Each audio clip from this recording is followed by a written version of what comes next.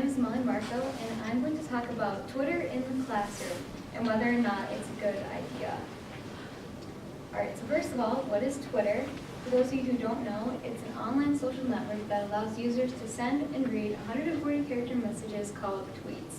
So you create your profile, you can follow people you want to follow, and they can follow you and see what you're up to, and you can tweet, and you can do pictures and other things and retweet, and so it's a lot of, I think it's a lot of fun. I really like Twitter.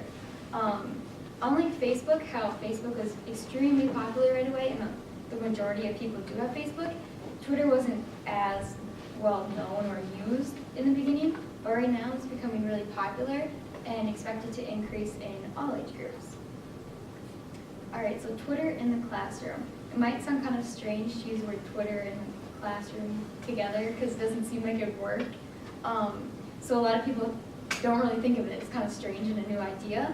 And because it is so new, there isn't that much research on just how beneficial it is. But the research that has been done has shown that it's actually very beneficial.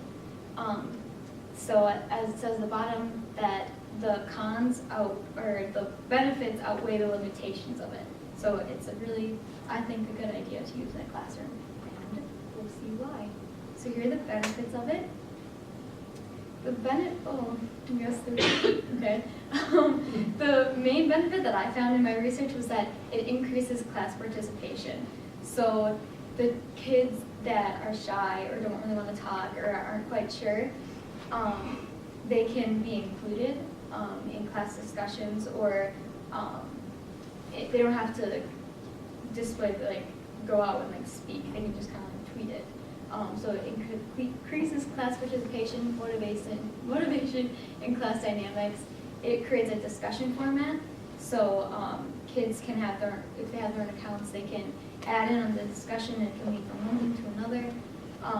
It takes learning outside the classroom. This is the second one that I found most important, that even when the school day is done, teachers can still tweet questions, or they can tweet photos or different links, so kids even at home can still be learning. It's a direct link to the students. They can involve parents too, by having, if parents have Twitter, they can follow teacher or classroom accounts to see what their kids are up to. It promotes digital citizenship, and then I think at the bottom it says increases communication. I think that's what it's supposed to say.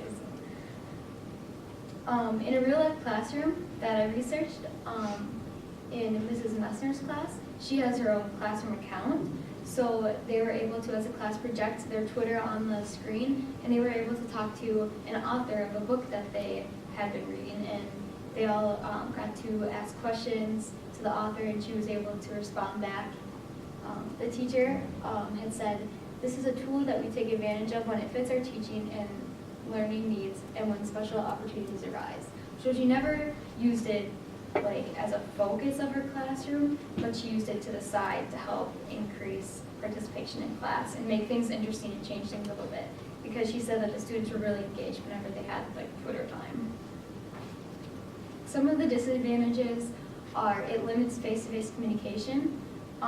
Sometimes students would just tweet the teacher instead of going up and asking, which isn't always that bad, but they need to learn how to talk face-to-face too about their problems or something that's going on. It could be a distraction. Kids could be on their phones tweeting or something like that. Student access. Not all students have access to Twitter, like laptops and smartphones, but that is becoming more prevalent there as more people are getting smartphones and laptops. Cyberbullying could happen too, and it's also hard for teachers to sometimes control the device in class. Here are just some ways to use Twitter in your classroom maybe one day.